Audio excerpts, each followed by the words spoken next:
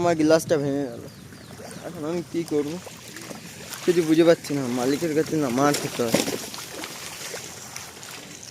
10-20 হাজার টাকা আয়না ভেঙে গেল, আমার আঙুলটাও কেটে গেল এখানে আয়নাতে।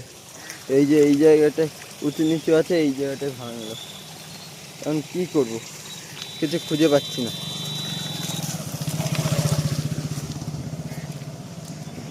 আমি যে এই রাস্তাটায় কেন আসতে গেছিলাম, আমরা যারা ওই রাস্তা দিয়ে গেলেও আমার তাও ভালো হতো। আমি চলেই এসছিলাম, পট করে ভেঙে গেল। এই যে আয়না ভেঙে গেছে, এখন আমি কি দেখাবো, কি দেখাবো, কি কি দেখাবো? এই যে